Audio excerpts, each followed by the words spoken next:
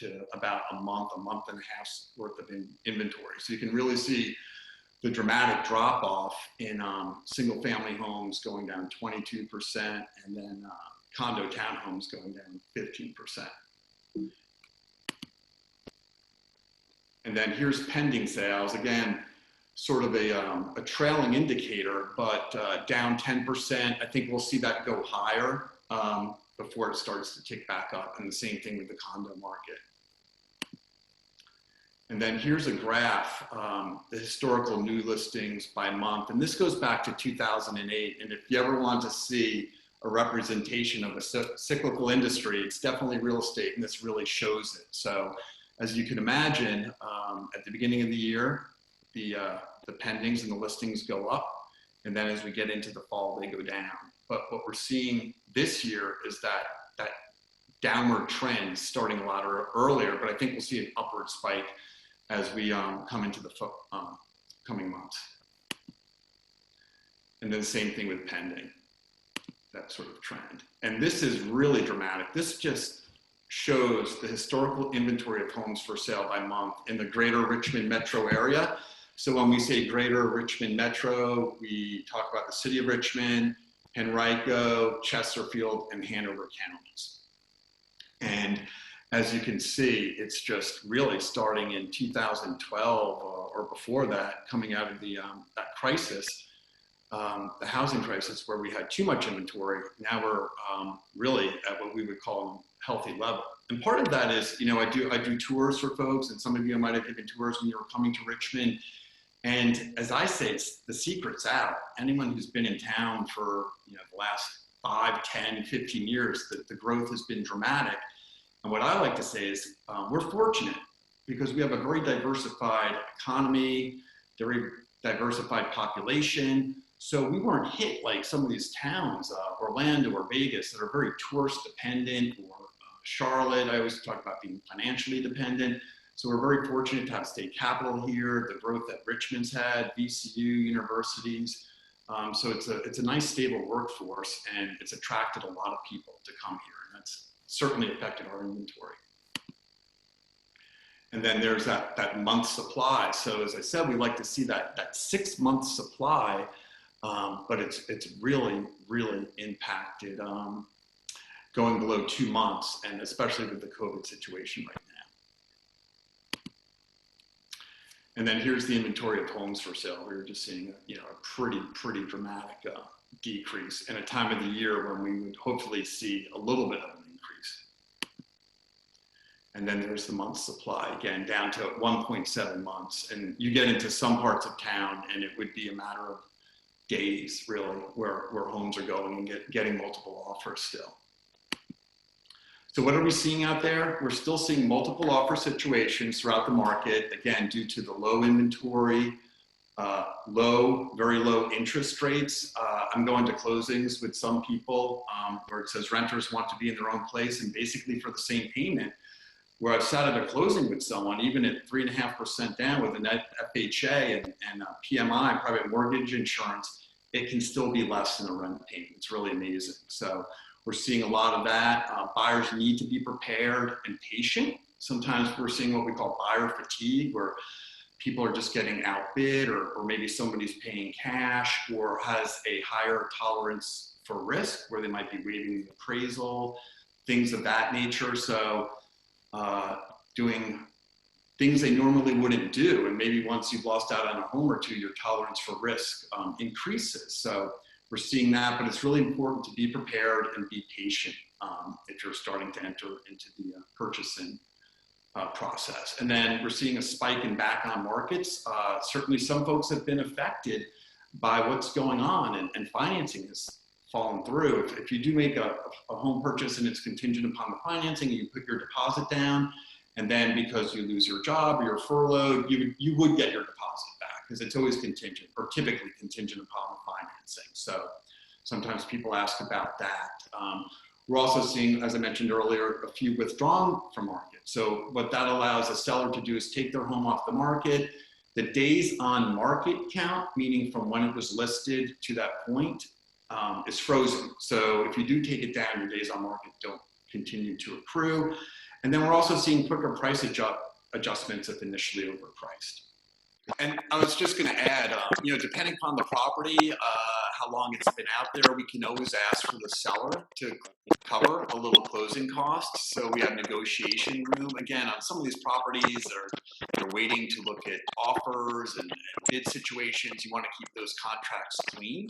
But if something's been out there a little while and maybe a seller's getting a little anxious, they might be willing to, come off the price or throw in some closing costs. So there's ways we can help cover you there. Great.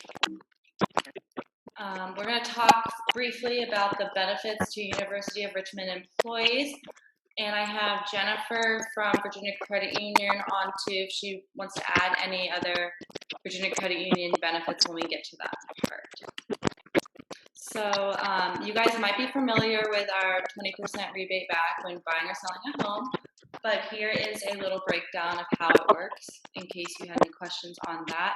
As you can see, if you sell a home that's around $250,000, you get a rebate of $1,500 back. And the same, we're looking at a $300,000 priced home, and you get a rebate of $1,800 back. We also donate to a scholarship fund for every closed transaction, so it's another perk of working with Joiner that you get a rebate and we give back to the university. We do you only get this benefit if you do work with a Joiner agent. Just making that clear. We've gotten some questions on that in the past, but you must work with one of us. And the rebate generally comes as a check a week to 2 weeks after closing. Yes. So we will hand deliver it to you, mail it to you, however you'd like, but we will make sure you get it in a timely manner.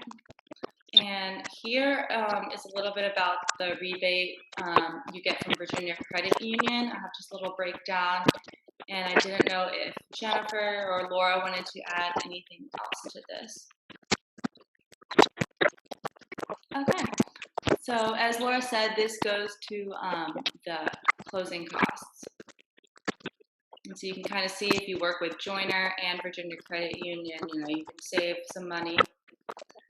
And it's, we take care of our clients. You see Drew's one of our agents that works with most of the employees. And we can also, if there's an area Drew doesn't cover, we can always make sure we have someone to help you. And we're going to open this up now to some questions really quick about anything real estate related. And then we're going to be doing a drawing for a prize.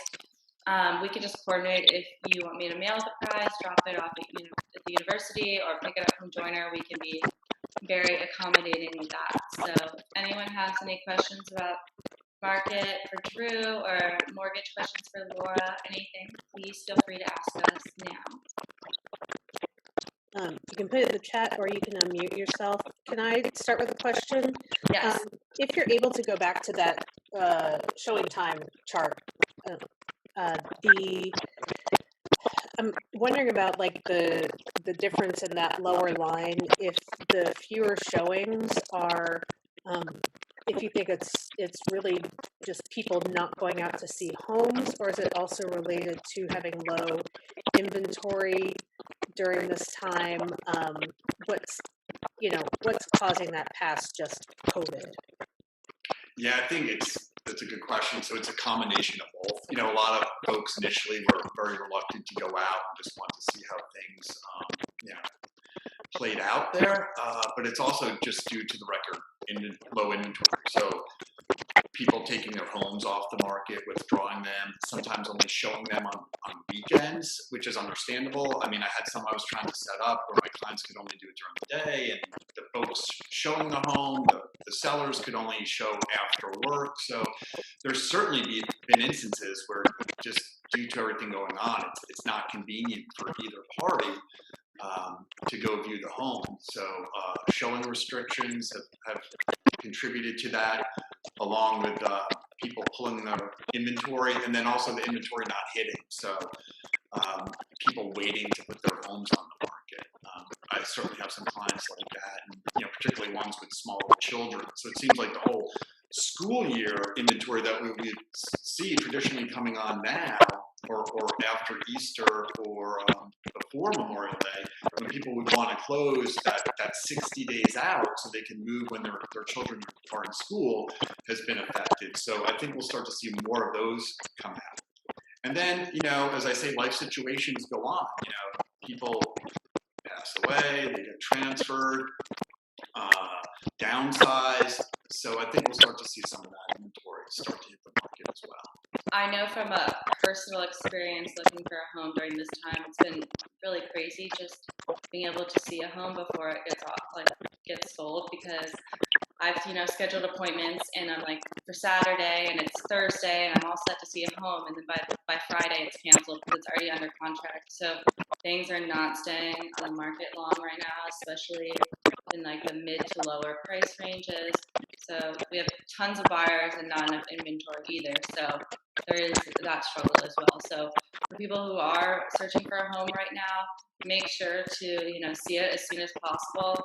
Like Drew said, I know there's sometimes things in the way where you can't see it right away, but if you can, get in there as soon as possible so you don't miss out on any good deals. And also being a seller at this time is great because we're seeing sellers getting multiple offers and prices going above asking price. So depending upon the property, it's a great market right now how for long sellers, it's been out but there, we buyers can just always have to ask. be more careful and make sure they're have all their ducks in a row pre-approved and can see the home as quick as possible.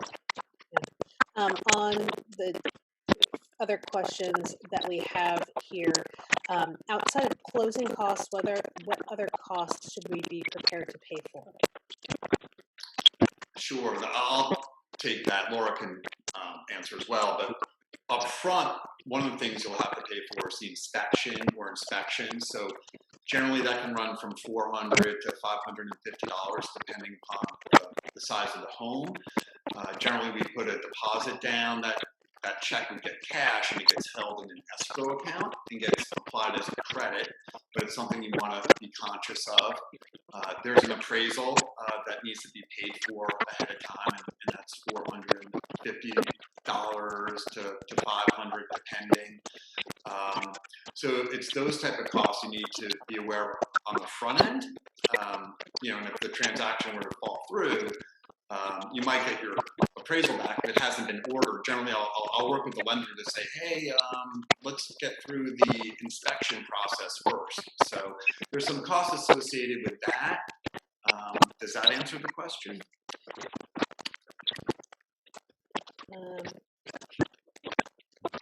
Sorry, I'm trying to get back to the question. And then generally, like closing costs, we'll say can be 3 to 4% of the sales price, depending. So maybe on a $250,000 home, it might be 6 to 8,000, depending. And what is a typical deposit amount? Generally, typical deposit is 1% is what I ask for when I'm representing a seller. So it's a good faith deposit, earnest money deposit. We call it EMD. And Rachel, do you want to just ask us all the questions in the chat? Yeah. Mine.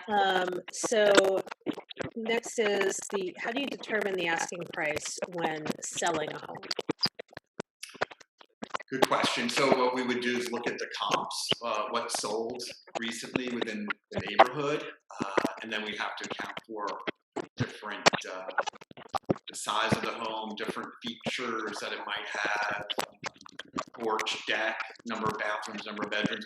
Some homes, it's a little bit easier when they're in a neighborhood, maybe like a Wellesley or something like that, where it's more of an apples to apples comparison. But when you get into locations like the Fan, other criteria really start to enter the overall value of the home, whether it's detached, whether there's off-street parking, things of that nature. So it's really, as you can imagine, on a home-by-home basis. And people look at the Zillow and those estimates, but just be careful with those. And they're great tools, but I would say filter them or maybe triangulate between what we might tell you, what you might see out there within the marketplace.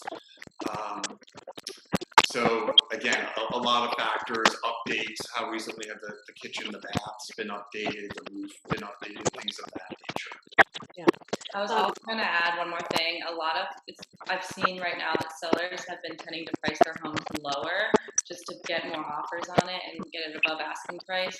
So it's just another thing to, watch out for if you're shopping and you see a home priced lower than you'd expect. You might be like, what's wrong with it? Or, questions like that. But it's tend to, try to get more offers. Right, and that's a good point. So people are doing that and waiting to review offers, as we talked about, saying if fortunate enough to receive any offers, we'll review Sunday evening or Monday at noon. And it's not always about the price, is what I tell my buyers and sellers. There's other terms and conditions. Are they willing to waive the appraisal?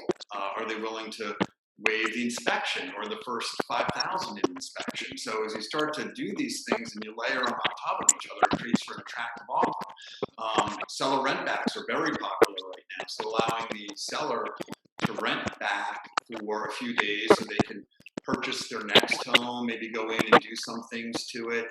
So that's something else that we encourage. I talk about when I meet with buyers or sellers, what I call components of a strong offer. So all these other considerations that comprise the offer as a whole. How important is it to have your home professionally staged? Well, I will say one thing right now, vacant homes are being looked at more just because of COVID-19. I've seen that trend, but I know Drew can give you an example on regular times or other examples. Yeah, so even a vacant home will still stage it, right? Mm-hmm. I'll go in and people will look at things and you can get this, you tend to see more of not the defects, but the warts and all, if you will, because the couch and other things aren't affecting the total viewing perspective. Or sometimes people are like, I don't know where I would put the furniture in a vacant room. So it allows you to properly stage it. So I think it's something that's important. Generally, when I meet with a buyer, I'll go through and give them some ideas to think about. And then if necessary, we'll bring them a stager, or we can actually even do supplemental staging, where we might remove a few items or stage a room or two, or do a lot of rearranging too. We can repurpose particular furniture, lamps, whatever it might be. Another thing that's important, LED lighting, not the bright white, but maybe a warm white. That's a pretty easy fix. So a lot of things like that and touching up. So. Okay, and let me get, do we help people sell their home while they're also looking to buy another home in the same time frame? Yes, we do. We do that a lot. You balance that. Yes, we balance it very well, and we understand that it's a stressful time when people are actually selling their home and buying it. So we're be extra patient, and we're used to that. So definitely covered. And that's where if you are the seller, having that rent back really comes in. Some things changed several years ago after the meltdown in housing. Consumer Protection Bureau has it so you have to look at your closing documents 3 days ahead of time. In the past, you might get the HUD-1 like that day, the morning of. So this way, everybody gets to look at the numbers 3 days ahead of time. And it's made the process not more difficult, but you can't be as reactive as you have in the past. That's where sometimes a seller rent back comes in play, where someone can sell their home and then rent it back for like a week at what we call the daily principal, interest, taxes, and insurance. So if it was like a $1,500 payment, we divide by 30. We do a separate agreement for this, but it gives those folks who are selling a little bit of breathing room to get their funds and then make their purchase on the new home, and then even have a little time to move and get it. And I will say you get the benefit, the 20% rebate on the buying and selling side at the same time too. So that's double money back if you do buy and sell. Okay, and question on the rental market. How is that if you're looking to invest, such as a duplex, and do we offer property management service? Yes, we do offer property management services. We have a full service property management department. From what I've seen, the rental market is still strong. However, I know with the lower rates, people are trying to get in and buy while they can when the rates are still low, because I never know what's going to happen in the future. But the rental market is pretty strong. Things are still being rented quickly if it's in a very desirable area or reasonable price range. Then I'll let Drew touch on about investors? Yeah, it's definitely competitive because, as Alexandra just said, certain price points where you might be looking to invest in that $250,000 range potentially, you're really now competing with a lot of first home buyers who don't always have that profit margin or want to have that certain number that they want to clear each month. So that's made it a little bit more challenging. And the same in the duplex market. There's just a limited inventory of those, as you may be aware, and then the ones that are out there are going pretty quickly. I mean, I've seen a couple down in Fan, sub 500 on Floyd, that went pretty quickly. They're out there, but again, like with the other properties, you just got to be ready to go and have a little bit higher level or tolerance of risk. Okay. That's all the questions we have thus far. Anyone else have questions? There's some really good questions, so thank you guys. Yeah, please let us know if we can help you in any way, or if you have any questions, you can reach out to Alexandra and she can funnel it to the right person. But, Definitely. And Rachel, if you're ready, do you want to share your screen for the drawing?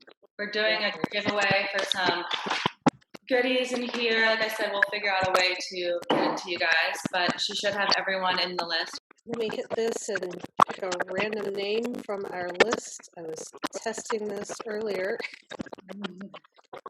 It seems to work randomly. And the winner is Roseanne Jimenez. Yay. So, this is the best day ever. Roseanne, I will, if you could chat your email address in the chat box, if you don't mind, and then we can coordinate how I can get it to you. So, Great, thanks. thank you. And thank you guys so much for joining. We'll have this presentation available if you need to reference any information, and feel free to reach out to me and I can get you connected with Drew or anyone else to help with any of your needs. So thank you so much, and I hope everyone has a good rest of their day. Thanks, everyone. Thank you.